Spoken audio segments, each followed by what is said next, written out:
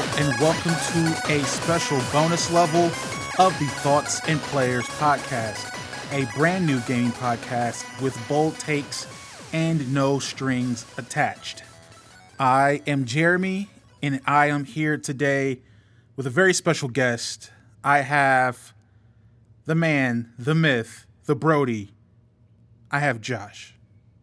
Josh, what's going on? Hello, sir. I think you also need to state that we're also the only two black people in this world who actually play strategy games.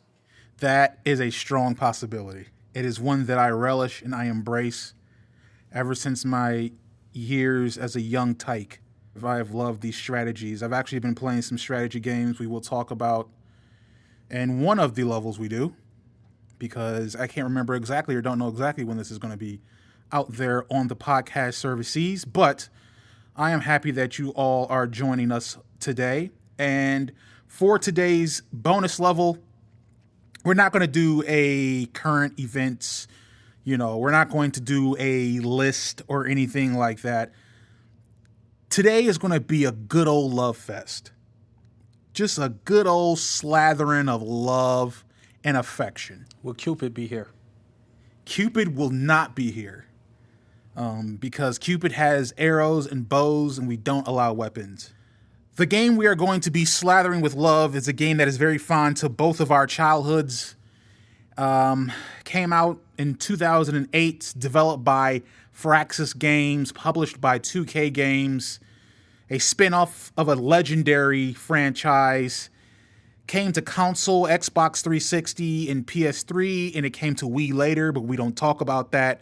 It is Civilization Revolutions.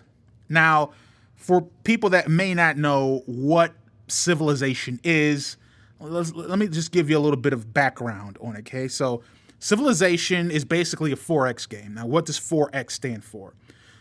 Explore, expand, exploit, and exterminate. That's right. It's fantastic. Do any of those begin with an X? No, but don't get caught up in that, all right? So, 4X strategy game where you're basically taking hold of a settler and you're from there building your civilization, building a society. These are all based on obviously pre-existing societies, civilizations, the Egyptians, the Persians, the Macedonians, the Greeks, the Romans. And from there, you enact policies, you enact trade and commerce, you fulfill and create religion, you raise armies to dominate and suppress and eliminate your enemy if so means are required. And it is glorious. It is glorious because of all that stuff. If you put chess into a video game where you actually had to think and be very strategic, and that in doing so, you are one of the greatest leaders ever. That is Civilization. Yes. And by greatest leaders ever, we mean world domination. Completely. Because you could actually treat your people pretty terribly in order to achieve that. And we will talk about that later. We will talk about that later. So, again, Civilization Revolution was basically the console version of Civilization. Now, Civilization Revolution came out after the mainstream version of Civilization 4, which I believe came out in 2004, 2005. And Civilization Revolution was basically the console version spinoff. One of the interesting things about it is that Civilization Revolution was kind of the first mark of Civ taking or exploring the idea of changing their art style to something a bit more lighthearted and cartoonish kind of. Usually Civ tried to replicate realistic things. It's very much a detail-oriented game where you get lost in the minutia of economics and all that different stuff like that. So it's trying to emulate reality as much as it can. But Revolution was a departure for that. Revolution decided to streamline and make accessible a lot of the more complex and intricate systems that you see in the mainstream version of Civilization. And it did so wonderfully. The game was received very well. I can't remember how many copies it sold, but I do know that people that played it loved it. New Civ players as well as old Civ players. I believe a lot of new Civ players were brought into the fold because of that game. And it was great. It had about 16 civilizations you could choose from. The mainstream ones usually have that much. Sometimes they have more. But everyone, we're talking, from Shaka Zulu of the Zulus, I believe it was Bismarck of Germany, Catherine the Great of Russia, all the standards, Abe Lincoln's of America. Genghis Khan, can't forget him. Genghis Khan, who's just... a butthole. Yeah. Reflected well in the game as well as in reality. Mm-hmm. It was Julius Caesar and I think it's Cleopatra from... Yep. Cleopatra for Egypt, Caesar for Rome. A bunch of the standards, and they had some other people in there. So it was... Your favorite was Tokugawa. I had to mention that one. Tokugawa for Japan, yes. I had to at least let everyone know that was your favorite. Yeah, I rolled pretty hard. I rolled pretty hard with Japan and with China. Yeah. Those are usually really pretty good civilizations to work with. So one of the great things about it, there are many great things about it, which we'll go into. But like I said, one of the great things about it was how it streamlined the Civilization games. I've been playing Civilization since Civilization 2. When you had 2D sprites that just moved across a map. Wasn't very impressive, but again, the deep, complex gameplay was there. So to see it progress and to get to a point where it's Civilization Revolution and I can play it on my Xbox 360 is great. One of the great things about it, surprisingly, was the multiplayer aspect. And this is kind of where both Josh and I really fell in love with it, because we would play it independently. We both owned the game, but we would more so play against one another in these matches. We'd set up computer enemies, as many as we could load stably to an instance or to a session, and then we would play and raise our empires and go to war, and we would sometimes both get obliterated. One of us would win, one of us would get destroyed by the other. It ran the gamut of everything. So we really just want to spend this episode exclusively talking about how much we love this fucking game, okay? Mm-hmm. Because this game is an absolute joy of a masterpiece. So let's see. I can barely even remember somewhat in detail some of the things. I know you remember better than I. But I do remember that a lot of the time. So in Civilization games, historically, my favorite empire to be is China. It's just, they always have the perks available to set up an empire quickly and become industrious very quickly. We'll just cut straight to the point so people can actually understand what you mean in a broken down term. Though they may, I have to state it. If you think of China, the main thing is the educational piece. And that was one of the things that was going for China if you selected their great leader in order to build your civilization and try to dominate. Yeah. So to give a little backstory, there are 4 ways to win the game, either by domination, a cultural victory, an economic victory, or a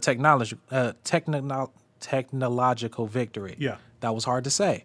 With China, a lot of times you'll try to aim for a technological victory, though you're one of the grand masters who would just get a domination victory with China because you just love them. Yeah, their education and their industrious perks work so well. And so just so people know, domination is basically military supremacy. You just basically destroy everyone. If you think of Zulu or Genghis Khan or Alexander the Great, whatever they did, and the great nation of Persia and how they just dominated the world. Yeah. That is exactly what we mean. Yeah. So just military might is domination. Cultural is obviously you get countries and cities to become so enamored with your culture, they defect from their own. With the additional of a great person. Yeah. So like, as you play the game with Civilization Revolution, you'll get a great person. Now, this is different than the regular Civilization where what Jeremy stated, where you have to sway based on the feelings of your people, based on like churches and upbringings and like ministries to influence the culture.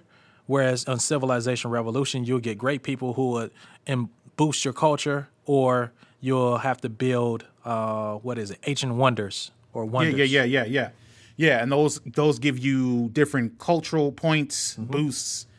however you want to say that. So that's how you win culturally. Technological is just science, the education part. And I believe in Civ Revolutions, they kept it where the first civilization to travel to space is the one that wins the technological victory. You had to build the, if I'm right, Alpha Centauri. Yeah. So it's pretty much just a big ass city in space. And then by the time you build that city, you won. Yeah, and you had to build it in pieces. Correct. Yeah. So you couldn't just build it all one turn and be done.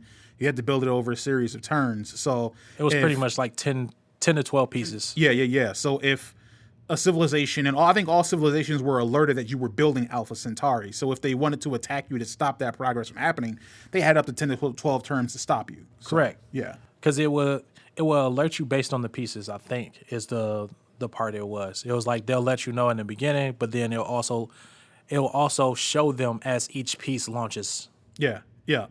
And then there's also economic victory, which I don't remember because I never did economic victory. I had to do it once because I just wanted the achievement on Xbox. Okay. Yeah. But other than that, it was either domination or technological because the game, if you do technological, the game lasts longer and you can just straight dominate people with huge tanks and artillery and nuclear weapons, which we will talk about a little later. And death robots. Death robots, especially in the Civilization-based games. Just to let you know, people, if you want to dominate people, get death robots. Tanks work great. In fact, the tanks work so great that if you produce enough of them and move too quickly, you will destroy people too quickly to use death robots on them. So I advise you take the tactic of a snake. You catch it within your vice, and you slowly suffocate it just so you can enjoy that last bite of which you consume them, that bite being the death robots.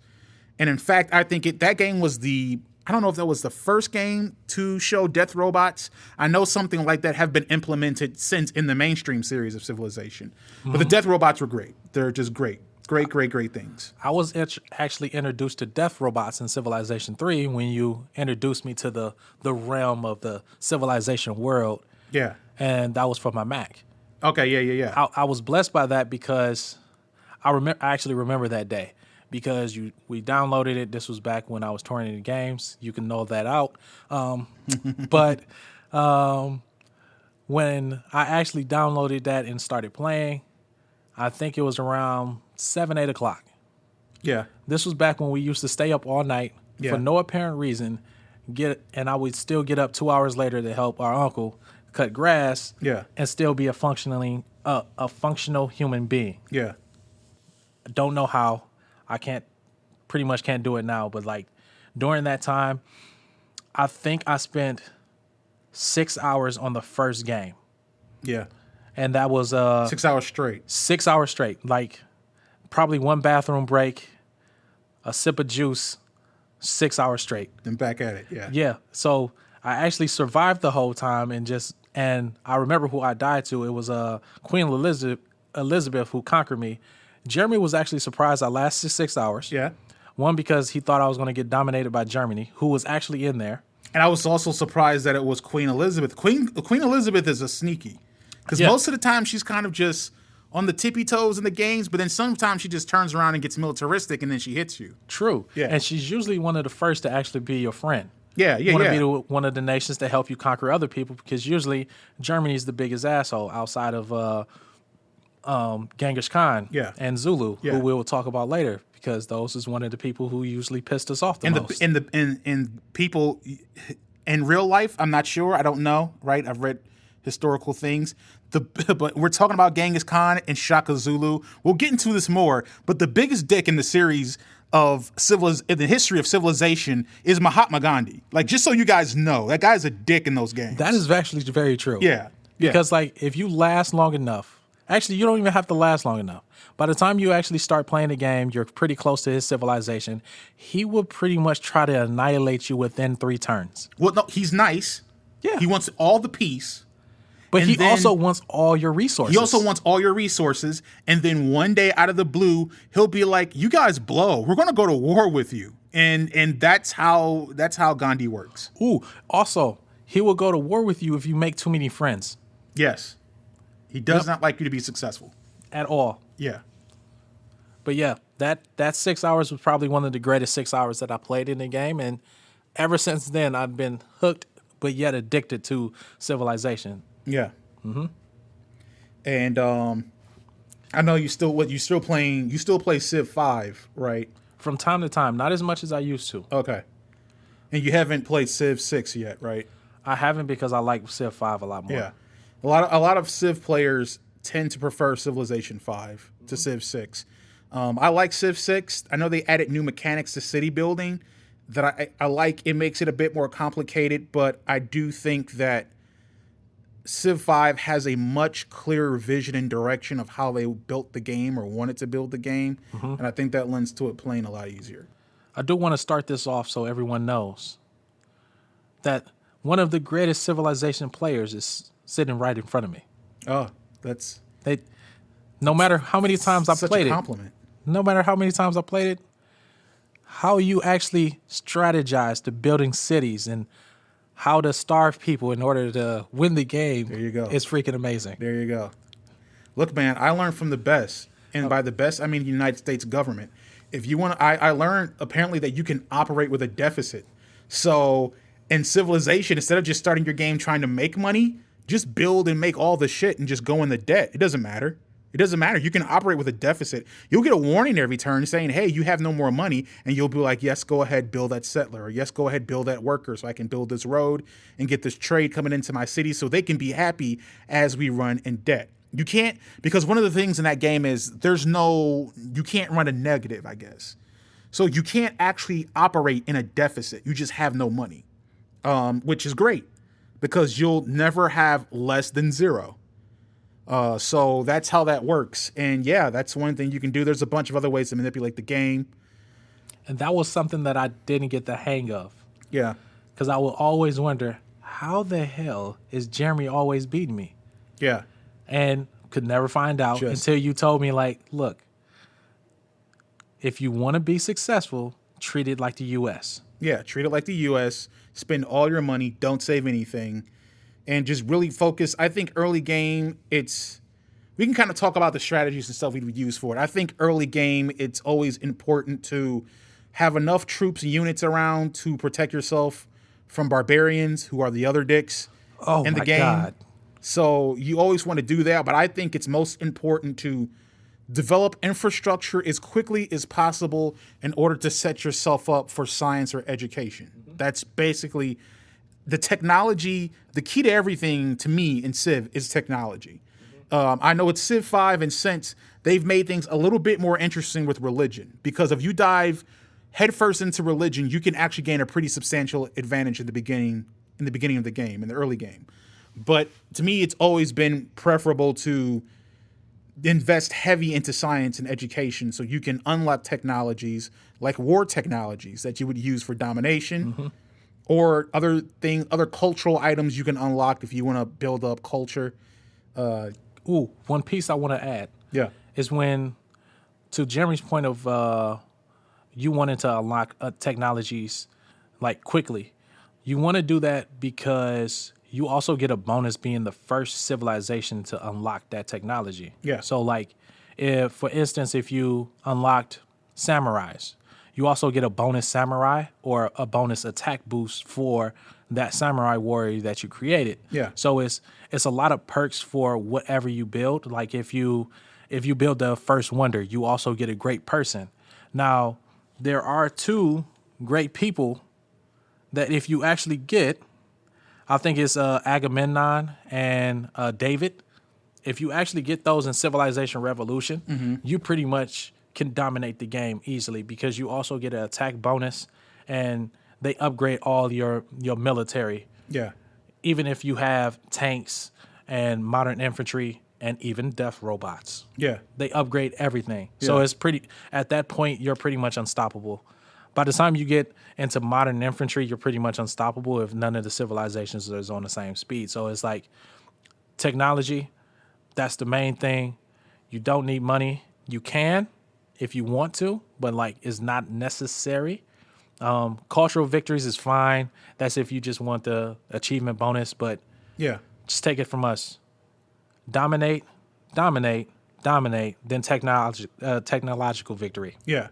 And for some of you wondering, hey, isn't Agamemnon the Greek king in the Iliad with Achilles? Yes. Yep. But that doesn't matter. You can still have Agamemnon command your death robots.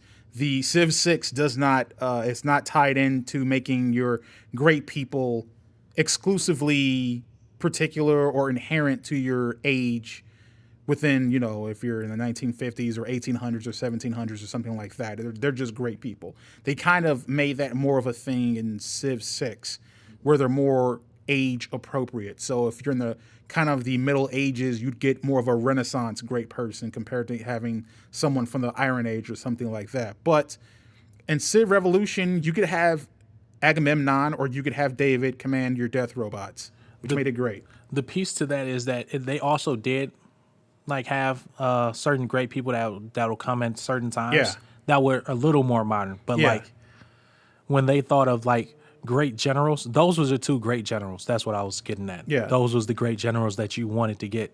So for me, I always use Abraham because one of the things that you got, one of the perks that you had was getting a great person. And so if you started off the gate with David, you pretty much just start trying to dominate at least the first civilization. Yeah. How it usually worked is that you would have to run through those heroes. So you would get later heroes as other civilizations got great generals, then it would progress through age from them. So if you were the first, if for some reason you had death robots by the time someone got a great general, and the first great general happens to be Agamemnon or David or whatever, then that's who you got. But if everyone else has had great generals since then, you may get a hero, a great person, I don't know, let's just say General Patton. I mean, he may not be it, but just an example of, a later great person you could get if people were running through those. And it's the same, the great people range usually in military, scientific, and cultural, right? It's one other one is economic as well. It's for It's for the wealth. Yeah. But that a lot of those are unlocked based on what you're doing. So let's say you're bringing up your culture, you'll get more cultural great people. If you're bringing up, you're starting to make a lot of money, so you're not facilitating a deficit, then you'll get more economic people. If they see you're rolling through technologies and starting to unlocking stuff, you'll get a lot more scientists. Yeah. And if they see you just dominating, you have the chance of getting generals, but then you also have the chance of getting great generals, which is David and Agamemnon. Yeah, he's right. So military, again, an example of that could be Patton. For cultural, an example of that could be Beethoven or Van Gogh or someone like that. Also Aristotle and Plato, Aristotle and Plato for science and stuff like that. Yep, science is also Albert Einstein as well. So it has a lot of familiar names based on whatever you're trying to unlock or the great people that's associated with that type of field. So a lot of the names and a lot of the people are very relative to the history that we've learned. Yeah. Which has always been a great thing about Civilization is that if you are someone that's really into history like I am, or even not, it can serve as a really great teaching tool for understanding at least who the major players in history have been, who the major influencers are, and some of the things that are particular to a certain civilization. The great wonders that you can build, we can talk briefly about that, also really aren't contingent upon culture. So just for instance, I'm trying to think of the army. I forgot the name of it, but the Stonehenge. Stonehenge is a good example. So anybody can build Stonehenge. Yep. It doesn't matter what the civilization is. Anybody can build the pyramids. So you can be Russia and build the pyramids, the Great Pyramids of Giza, right? It's all about building these ancient wonders and getting these cultural buffs and increases to your cultural output. And that's what helps you create these great people. That's what helps you gain influence, possibly get different cities to sway or come your way or defect from their previous civilization, which is most ideal. That is very true. Yeah. And to your point is that you briefly touched on it, but it's as you get great people, you will start having a big culture boost. You can also get other civilizations to definitely sway, but also revolt. Yeah. So in doing so, let's say you're China and you're going against, let's say, Abraham Lincoln. So in the U.S., you can, if your culture is higher than mine, you can actually get your one of my cities to actually flip. Yeah. Usually, the only way that usually happens is if the cities are close to each other. Yeah. But if they're not significantly close to each other, then that may not happen. Mm-hmm. Can it happen still? Yes. Yeah. Because as you unlock different technologies, like mass media, for instance, that's when you actually have you're pretty much like global at that time. So more people can actually see and touch and understand what's going on in your community. Yeah. So that's the influence of technology. So different things can like affect cities. Yeah. And that was a mechanic that's kind of always existed in Civilization. What's really great is that for the newer iterations of it, when they introduce the aspect of religion, I believe in Civ 5, that's partially what it is that not only can your culture, but your culture and your religion can cause a city to defect or revolt. So if you happen to be a civilization that founds Buddhism and you have a trade route you establish with a different city, from a different civilization, that difference, if you're able to influence them with your religion, you could eventually get that city to defect for religious freedom because they want to be part of a Buddhist state, essentially. Yeah, I've learned very well playing Civ 5 how much I suck with religion because I've had many cities turn over to the other people because I just completely suck. Because in Civ 5, just so everybody knows, is that you pick a religion, but then you also pick a ministry as well, I believe. Mm-hmm. So like the religion, it has different attributes. Yeah. And then the ministry... you start with a pantheon, and then from the pantheon, you build the religion. Yeah. Correct. Yeah. So it's like if both the pantheon and the religion don't complement each other, it will have a negative effect on what you're trying to do. So it's like if you're trying to do technology, but then also your pantheon and your religion is pretty much on cultural and you're not trying to influence your culture, that'll have a negative effect on your people. So then now you have a revolt. And pretty much is a bad thing to happen. And you can actually pretty much hurt yourself more than actually win the game. Yeah. And then because it takes a lot of effort to create those religions, you basically screwed yourself because you have religion working against something that you're not trying to work for. Your religion is helping increase your culture or it's helping increase your commerce, yet you want to focus on science. So it doesn't help that way. Nope. But getting back to Civ Revolution, that complexity is not there in that game. It's all basically just cultural influence. So culture can make a city flip, whether from the opposing civilization to you or from your civilization to the opposing civilization. Now, one of the really good things that they did in Civ Revolutions, Jesus Christ, is the map design. The map design is great because they were able to create it in a way where the map was engaging. It slightly emulated the real world. But what I really liked was these strategic elements. Throughout several different areas on the map is opportunities for you to create chokeholds and wars and stuff. And this becomes really relevant as the game progresses and as borders expand because you're able to create these kind of zones, if you want to think about it if you want to think about kind of like that zone they talk about between North Korea and South Korea, where it's the border and you can have military troops there just to occupy. You may not be at war, but in case someone wants to try something, you got some people there for it. So the map design on that was really great, and it made for really engaging confrontations and battles that you had with other civilizations. It was really just a fantastic game. They did a really good job streamlining Civilization into something that was way more accessible, but still interesting and fun. And fortunately, they were able to quicken or make the whole Civilization experience more fast-paced.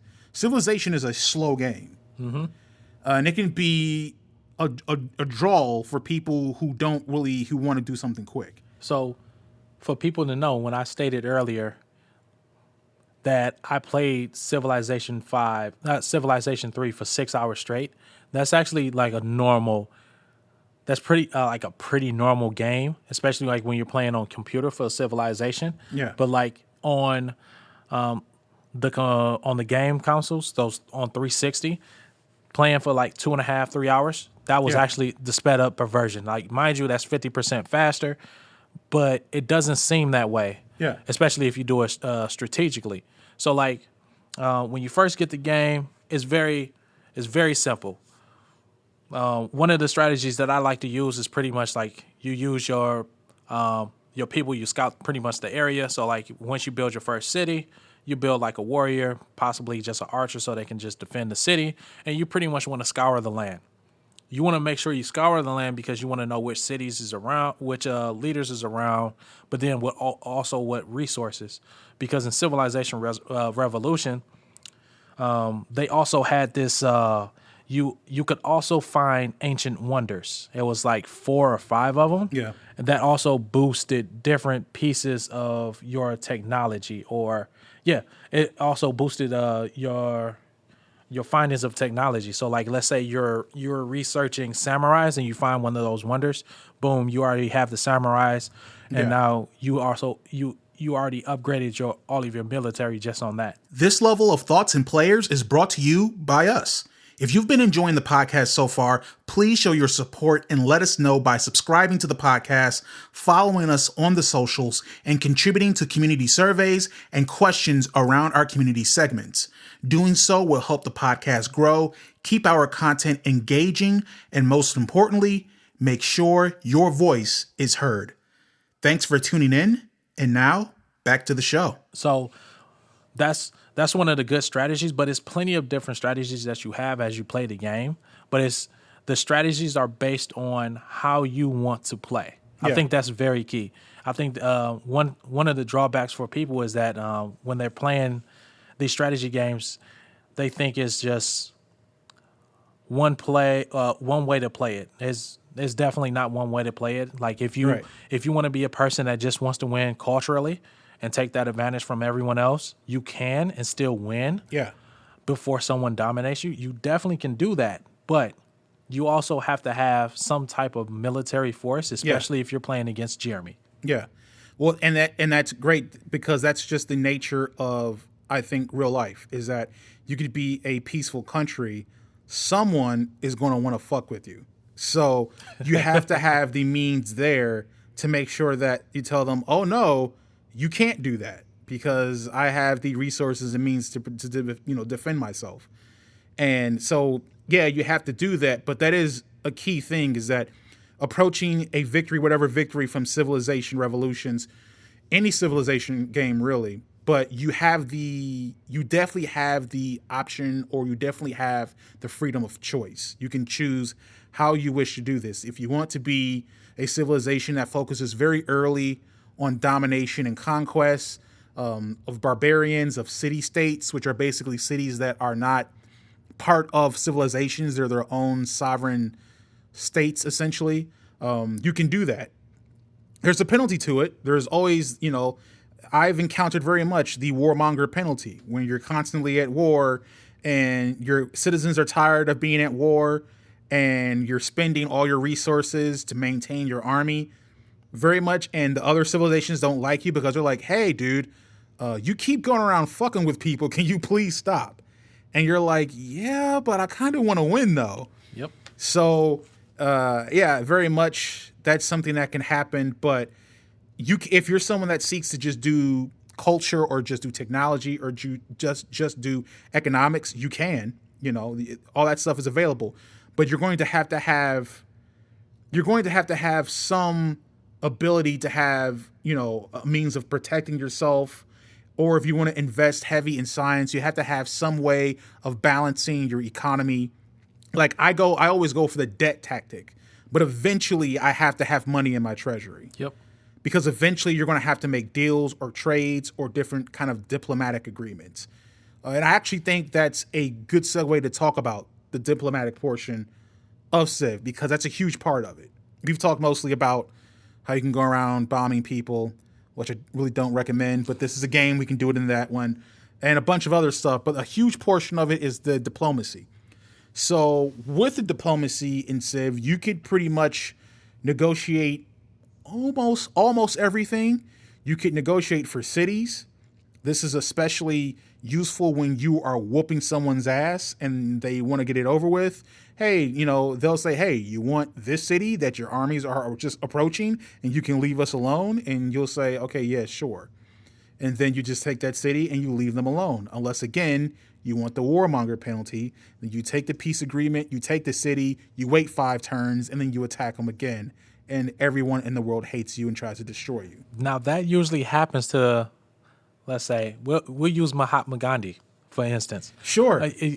Because we talked about him earlier. Yeah. So it's usually the leaders who attack you first, who usually want to negotiate with you when you're whooping their ass. Yeah. And usually at that time, you're like, no. Right. And you usually, a lot of times you say yes. So then they take their defense, they stand back, and then you just pretty much pummel them with all of your defense. With all your attack formations, whether that's warriors, samurais, battleships, etc., death robots. That's the way that we're working. Right. But and it's all off emotion. It definitely There's is. no objective reason to still fight Mahatma Gandhi, but you are so pissed off. You're like, no, I think I just want to destroy your people. So. And it's funny because you start becoming like what you view other countries. So like if you're paying attention to news and you see like other countries and you're like, why is that person so much of an asshole? But then you play this game. And you become the asshole. Yeah. And you're like, you understand like, okay, I understand. Yeah. Like when someone's pestering you a lot and you just want to just squash them, this is exactly what this game brings out. Yes. This game is perfect for people like myself who may have some political ideas, but they're terrible. And so I get to play out these terrible political ideas in a video game, right? Like that's a great thing about it. But diplomacy is interesting. You have to play off of mood. Usually when all the characters and all the leaders you can engage in conversation with them with, they're all animated. They say certain things. They're expressive. They're usually very beautifully drawn and animated. And a lot are as if they did like so. Sid Meier does that whole franchise does their research on a lot of the great leaders of those nations. Yeah. So a lot of them has the mindset or at least the ability to guide their nation as if it was real life. Yeah. So like if you think of just different nations and you visualize what they were doing for their nation. Yeah. That's pretty much how it was. So like if you're a nation who was always looking for resources or scavenging other nations for resources, that's exactly what that leader would do. Yeah. Or if you're a leader who just liked to attack people, or you're a leader who just wanted to win technologically, then that's what will happen. So like each of these leaders all had their own mindset, but then and that will also influence how you delegate with them. Yeah. And try to negotiate different contracts. So like if you're trying to get resources from a nation who just wants to go to war with everyone, that's probably a bad idea. You probably want them on your side. Yeah. So then they can go to war with anyone who pretty much gives you shit, to say lack of better words, because now you have someone on your side. So it's like using your knowledge of that nation. Yeah. It takes a while to get the hang of it because you got to play it a couple different times so you can know which leaders are which. Yeah. Who's the buttholes? Who's the nice guys? Who's the people who you're just pretty much just going to dominate first? Yeah. And that probably will be somebody we will talk about later too. Yeah, and the behaviors of the leaders, no matter which games you're in, are usually pretty consistent. So, for instance, an example of this would be Julius Caesar with Rome. Now, Julius Caesar, part 2 of his specializations is science and commerce. Yep. So Rome tends to seek science, education, and commerce and trade. So, if you're someone that wants to be able to exchange science and knowledge or to really bolster up a good trade relation with a civilization, Rome would be a good candidate for that. Now, where you tick Caesar off is, again, his specializations is in science and in trade. So if you have more science than him by a lot or more money than him by a lot, then he starts to get irritated because he believes he should be at the forefront of those things and he is not. So that's kind of how they react to different things. Now, how aggressive they are can change a little bit, but they're mostly pretty consistent. Like if you load into a map and you know that if you load into a map and Genghis Khan is in there, and Shaka Zulu is in there, and Mahatma Gandhi is in there, you know that Genghis Khan and the Zulus are going to go to war with everybody, and Mahatma Gandhi is going to be super nice, and he's going to turn into a dick and try to destroy you, okay? That's their predictable behavior. And I know that in that Mahatma Gandhi example, that's probably the only person that may act completely of not how they were in real life, which I actually find funny. I find it funny that Mahatma Gandhi is a dick in Civilization. That's hilarious to me. I feel like the developers did that on purpose, just to make everybody laugh. And I absolutely love it. They certain things that's different, but most of the time they try to replicate or emulate something that's from real life. Ooh, so they also made Alexander the Great a douche, which was hilarious too. Yes. There's subtle comedy to it, but usually they try to make everything so people like, Julius Caesar is very astute. Let's see, Queen Elizabeth is very much proper and formal with how she addresses you.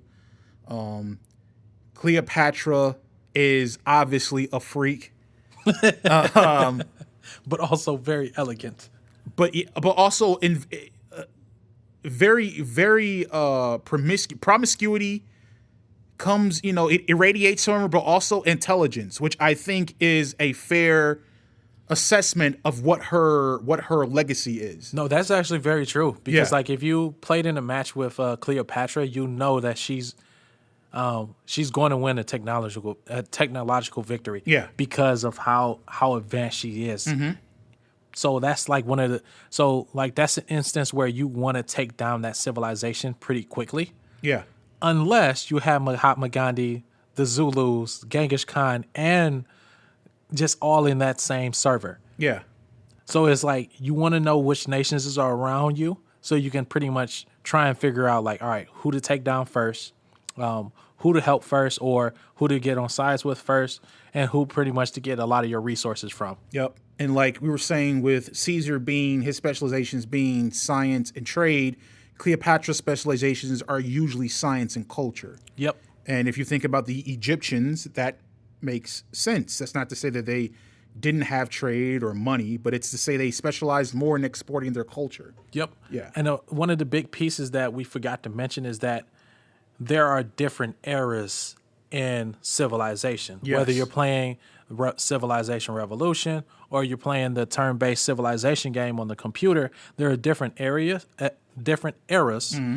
and different bonuses for each leader during that era. Yep. So it's like if you have a more modern era, a lot of their bonuses will come in the modern era. Yeah. Whereas if you had an ancient era leader like Julius Caesar, Alexander the Great, Cleopatra, they will all have more ancient and pretty much almost Renaissance bonuses that benefit them in the beginning game. Mm-hmm. So it's like you want someone who has decent bonuses in everywhere or like different bonuses based on how you play. Based on how you want to play. Exactly. If you want to be stronger in the early game, you pick one of those ancient leaders. If you want, if you want to be stronger in the later game, then you pick America who has Abraham Lincoln or Russia who has Catherine the Great or, some people like that. Even China and Tokugawa, that even though that they're like Tokugawa's want more of like a Renaissance one, like he still was able to last in the late game as well. But like even you said it, Cleopatra in the beginning is still strong in throughout the whole game. Oh yeah. It's just in the middle is where it gets real shaky. Yeah, because she doesn't have any good bonuses except just having more great people. Yeah, and usually in the mid game is where the type of military conflict that could actually destroy civilizations happen. Because most of the time, that's when you're trying to fight. You're discovering new technologies, and so you're fighting to secure resources that enable that. So you're fighting to secure saltpeter so you can make gunpowder, so you can have musketmen and stuff like that. I think we also need to take a slight step back because this was one of the main pieces that we forgot to mention. I feel bad because we're so excited. We forgot the main pieces. What? It's like when you first start the game, you start off with settlers. Yeah. So it's like you start off with settlers, but then this is also in Civilization Revolution and Civilization, a turn-based game on a computer. So as you develop cities, you also want to make sure that you have enough resources in that area. Yeah. So this is huge. So like, let's say you only have water and you only have wheat.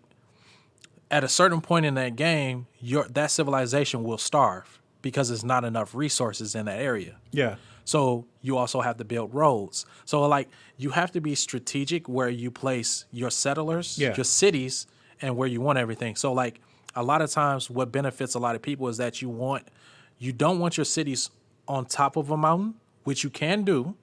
It's not pretty much permitted. You want them next to the mountain, but also next to other additional resources. Yeah. Because you want to make sure that you maximize the amount of resources that you have, because a lot of times those can be used for delegation, which we talked earlier, delegation and trades, as well as using those resources to build buildings, which can help for technology and culture. Yep.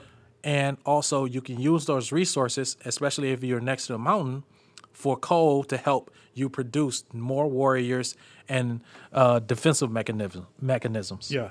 Yeah. So it's like that's one of the solid pieces of the game. It's like you start off with trying to find the resources, and then you pretty much go from there. Yeah. And usually the most important city to build is the most important city is your first city. Not just because it's your first city, but usually your first city becomes the heart of your empire expansion. So when you need to export resources or when you need to move units, whether they're military or whether they're workers for infrastructure, it's usually coming from or going to the capital or first city that you find. That's not to say other cities can't become that, but usually you need that first city to be able to produce and create science at a high enough level to where you can comfortably expand, because the next 2 or 3 cities may not be the strongest because you're more so trying to make sure they aren't spaced too far apart and you can build some kind of consistent border for your state rather than having cities spread out all over the place, because it is easy to divide and conquer, So that's why like one of the first things you want to do, after building your first city, you want to scour the area, pretty much looking for resources, what's around. Yeah. You want to make sure that you at least have one city by a body of water and one city by a mountain or a hill. Yeah. Because mountains and hills give you extra production boosts for like building any type of building, cities. So it's like if you just think of it as like a regular city, like you're just using a lot of those resources to build like coal, like iron working, that type of stuff. If you just think of it in the relative terms. And then also like if you think of like being by the body of water, you also have you can build ships and other stuff. So it's like you want to maximize your ability to explore more of the world, whereas you just building on land and not having those resources available, because in the long game that will hurt you. Yeah. No, yeah, that's a good point. The resource thing is incredibly important, probably the most important aspect of the game, actually. Yeah. Second to diplomacy. That's very true, because like in the like Civ 5 or Civ 3, any of the PC games, resources are very, very big. Yeah. Because like depending on where you land in the map or where you start in the map will determine what type of resources that you have. So you want to make sure that if you're playing on the PC that you look at the area, you pretty much scour, it's like scavenger the area first. Make sure there's not too many nations around you. Yeah. As long as it's one, you're pretty much fine, but you also want to make sure that you know the resources that's around there. Yeah, and you're also checking to make sure if there's any barbarian camps around. That's true. So you can get rid of those, because barbarians are they're just enemy created. They're the CPU created enemies that just spawn, and their only purpose is just to destroy cities, and that's like pretty much it. if you think of barbarians in civilization games, they're pretty much either like flies or roaches. They're hard to kill and they're very annoying. Yeah. Yep. That's probably like the best way to say it. Yeah. Because like when you first find a barbarian, like you'll think that all right, I got him. Nope. Like it's like 6 more of them just coming, and it's you start to get very irritated. Yeah. That they're enraging. Simply stated, they are just enraging aspects of the game. Mm-hmm. So we have about 10 minutes left. If you're able to, can you remember a favorite moment of a campaign or a match from playing Civ Revolution on the 360? I actually do. Okay. It was because you mentioned it earlier, but I want to let everyone know. So, like when we started playing Civilization Revolution, we didn't immediately know that we could play each other. We used to play on different TVs in the same basement. Yeah. This was back when you can actually play on 2 systems on one Wi-Fi network and still have the ability to play stuff. Imagine that. Imagine that, Microsoft. Imagine that. Imagine that you could have 2 of your systems in the same place on the same Wi-Fi network and not have them kick one another off. Imagine that was a possibility. That'd be amazing if that ever happened again. Amazing. So, that day that we found out that we can actually play, we played. It took us, I'll say about an hour and a half to get it set up. Yeah. You got very frustrated. Usually, just to add some context and visual representation, I was one of the rager cousins that Jeremy used to just sit back and watch because I used to just get pissed at playing first-person shooters. So with me doing so, I found out why Jeremy was pretty much the same way, but it was only in strategy games. Yeah. And it's always based on like what civilizations was around him, or if I did something that pretty much impressed the hell out of him and he couldn't understand it. So this day, we were playing. We finally got it ready. We pretty much just ate. We're like, all right, let's do this. So we played. I think we had Shaka Zulu and Genghis Khan in this match. Okay. You had the Zulus by you, but we both had Genghis Khan by us. Mm-hmm. We both got attacked by both of them. Mm-hmm. I won against Genghis Khan. You almost won against Zulu. Okay. You got happy because Cleopatra was also on the other side of Zulu, who actually finished attacking them. Yeah. You were happy. At this point in time, you were developing your military. You were a little more advanced than I was, but I ended up taking one of your cities. Yeah. This was probably the first time I actually seen you rage because you got pissed. Yeah. And the outburst that you did was fucking hilarious. And I still remember it. I forgot exactly how you did it, but you pretty much just like, what the fuck? You pretty much put the controller in the air, you raise your arms, and you're like, okay. Actually, want to know what I think? I think I slightly remember this. I think the reason why is because I was actually, Cleopatra had taken, I was actually fighting the Egyptians because I'm like, well, no, I want all of the Shaka Zulu land. I don't want you to take whatever you're taking. Yep. And I think I had told you, mind everyone, we're in the basement of my uncle's. We're in the same location. And, you know, even though we're online, we of course don't need to wear headsets because we're in basically the same room. Yep. So I'm telling Josh, yeah, man, I'm going to go ahead and attack the Egyptians here. He's like, all right. And he's just playing. So, you know, I'm attacking the Egyptians. I'm on this. The Egyptians are powerful. Cleopatra is on my ass. We are fighting. We are locked into a bitter and bloody battle. And then all of a sudden, one of my cities on the other side of the effing map is getting attacked. And I'm like, wait, what's going on? And he had amassed enough units to just take it in one turn. So I'm like, so while it's happening, mind you, right? And it's just bombardments, boom, boom, boom. And I'm seeing this happen, right? And whenever someone attacks you or happens, the camera zooms from wherever the hell you're at right over the city or whatever's happening. So then I'm getting attacked and I'm like, who the hell is attacking me? right? So I think it was. Wait, I forgot. It was your civilization, though. Yeah, right. It was definitely me. So I'm thinking it's the civilization at first, and I'm like, who the hell is attacking? I can't believe this. Like, who the hell is attacking? Why is the civilization attacking me? And then I realized later, afterwards, that it's Josh. So at first, I'm thinking it's just some random CPU civilization. No, it was my cousin that I had told literally 5 minutes ago that I was attacking some other civilization, attacking my own city on my unprotected front of my civilization. And I'm very my classic exclamation of when I'm enraged is not to say what the hell, it's not to say oh darn it or crap. I simply say 2 words, and that is the fuck. So as he's taking it, I simply exclaim, the fuck. And the city fell, and as he's doing now, he laughed, which, I mean, just more insult. He laughs as he takes my city. So I get my city taken from him. I'm getting my ass whooped by Cleopatra. I am heated. So I couldn't remember most specific instances. I actually am now. That moment is actually coming back in mind now. Yeah. Because to go even further, because I took one city, I actually took 2.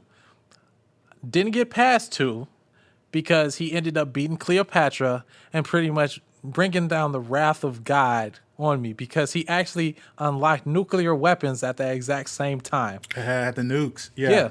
So you had nukes, and you also, we both had, I just got tanks. You already had artillery. Mm-hmm. So you were pretty much using all of your main stuff. I attacked the weaker cities because I was an asshole and just wanted to get a one-up on you for a couple seconds. That didn't work because later that wrath of God was ridiculous because you actually strategically placed battleships, artillery, and tanks on every one of my cities after that. And I think I sent the nuke to either your capital or one of the cities near it. It was the capital because I was pissed because that was actually where all my troops was my great person. Yeah, I remember that. And so, I nuked the capital, and then I just fought the troops with my own troops, but I nuked the capital. So that game, even though I was enraged in that moment, and we had moments like that, it's part of what made that game fun. Most of the time when we played, we kind of would work together on eliminating everyone else and then just have a big showdown one-on-one. But, every once in a while we just say, you know what, let's just play it like if we don't know each other, this is just a random map and we're just trying it out. And so either way it was fun because, again, everything was much more fast-paced.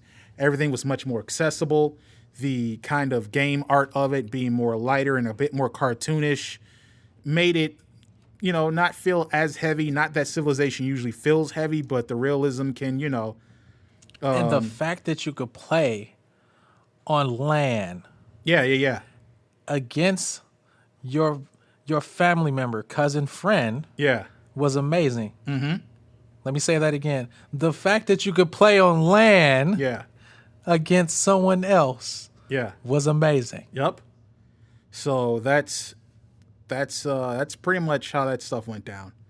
It's a great game of our childhood / teenage years. I mean, it came out in 2008, so I was like a teenager then. Mm-hmm. But it's a great classic game. It's also a game that definitely needs to be remastered. It's definitely, they can expand on the map. They can do little things just to make it a little bigger. Mm-hmm. They can make Genghis Khan less of an asshole. There's so much stuff that they can just leave it all. Do. Just leave it all. Leave Genghis Khan as being a tool. Leave Mahatma Gandhi as just being an outright dick. Just leave it all. At least leave all the absurdity. And I know I've said before, I understand people that you'll hear, hey, didn't you have that one level where you were pretty much against remasters? I was against Bethesda remasters. I understand in the past maybe 3-4 levels straight, I've been cool with remasters, but they've been remasters for great games that aren't really that talked about.